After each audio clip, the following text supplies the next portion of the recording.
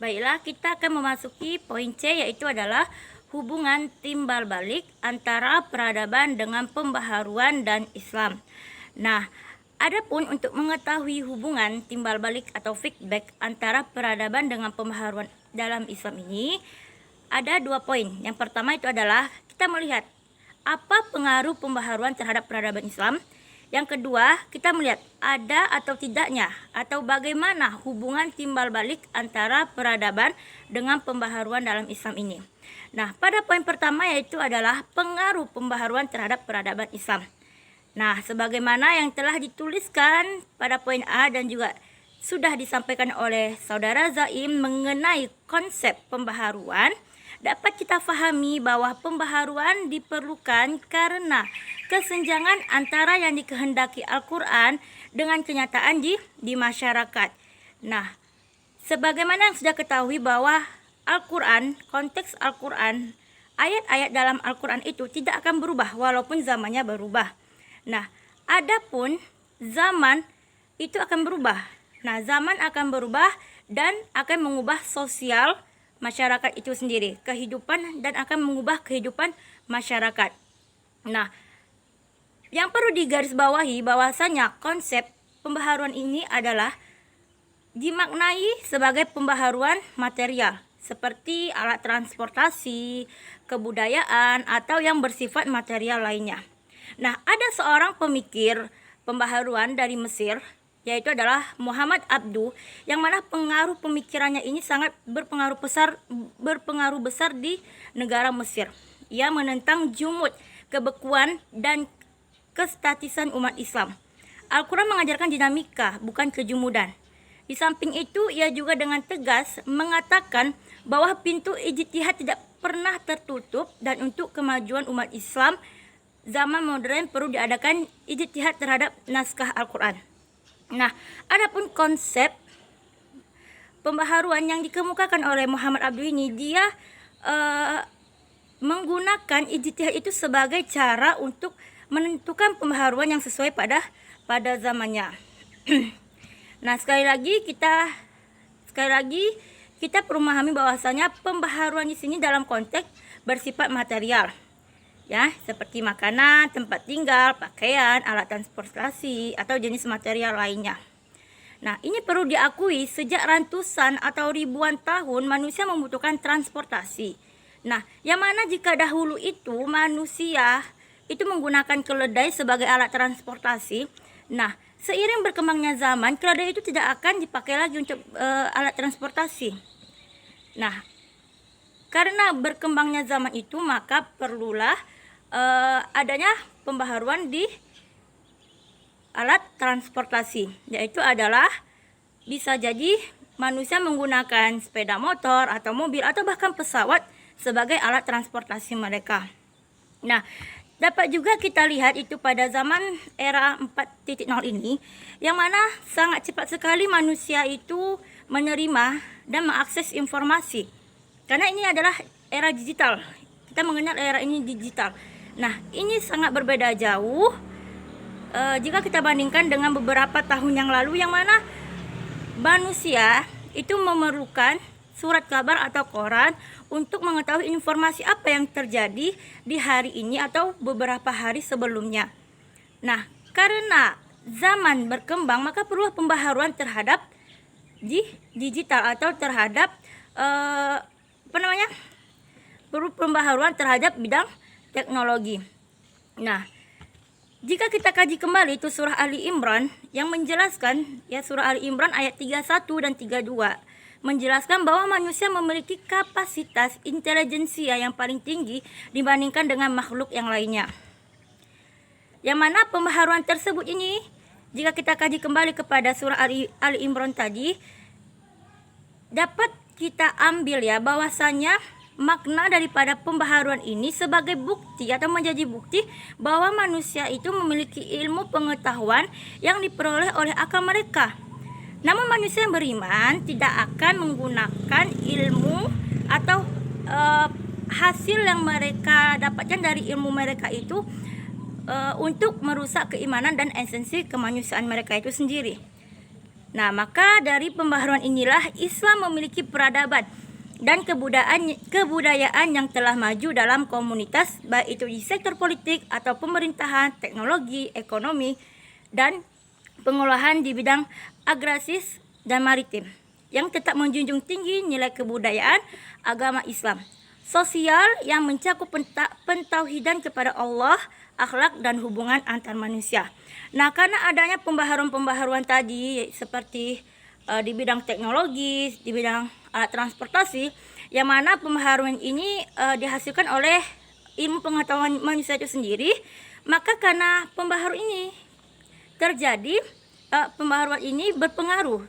Karena ada pembaharuan ini, maka Islam itu menjadi semakin berkeradaban, memiliki peradaban yang lebih tinggi.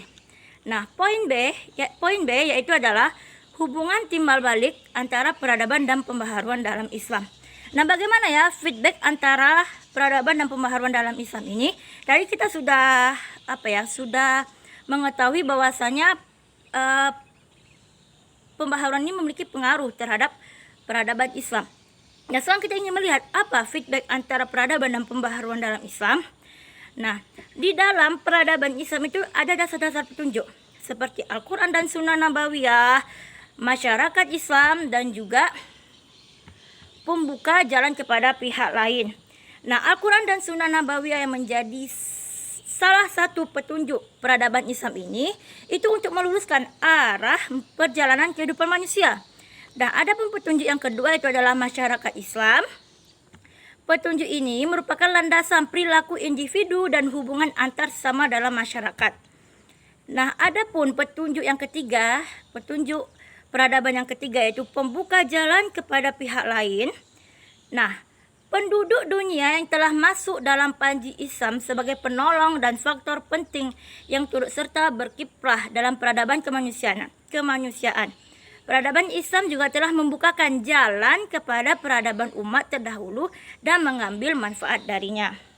Nah, jadi di sini antara peradaban dan pembaharuan, antara peradaban Islam dan pembaharuan itu memiliki feedback atau timbal balik, hubungan timbal balik. Nah, apa hubungan timbal baliknya? Kalau tadi pembaharuan itu ada berpengaruh kepada peradaban Islam karena ada sesuatu baru, sesuatu baru atau pembaharuan yang dihasilkan oleh ilmu pengetahuan manusia, yang nantinya dari pembaharuan ini akan membentuk peradaban Islam itu sendiri. Nah, sekarang kita melihat apa pengaruh peradaban Islam dengan pengaruh peradaban Islam dengan pembaharuan. Nah, kalau kita kaji berdasarkan dasar-dasar petunjuk tadi, dasar-dasar petunjuk peradaban ini bisa dijadikan sebagai landasan manusia sebelum menentukan pembaharuan. Seperti di Al-Quran dan Sunnah, manusia harus berlandaskan berpijak kepada Al-Quran dan Sunnah. Dan kemudian manusia juga bisa melihat kepada masyarakat Islam di negara yang lain atau mengambil konsep-konsep keilmuan mereka. Nah, yang ketiga itu adalah membuka jalan kepada pihak lain. Kita mempelajari apa yang sudah ada, apa yang sudah ada di pada manusia zaman terdahulu, yang nantinya dari sini kita bisa mengambil manfaat dan kita bisa mengembangkan itu. Nah, seperti itu. Jadi hubungan atau feedback antara pembaharuan dan peradaban Islam itu adalah, pertama, karena adanya pembaharuan yang dihasilkan oleh ilmu pengetahuan manusia, maka dengan itu Islam memiliki peradaban.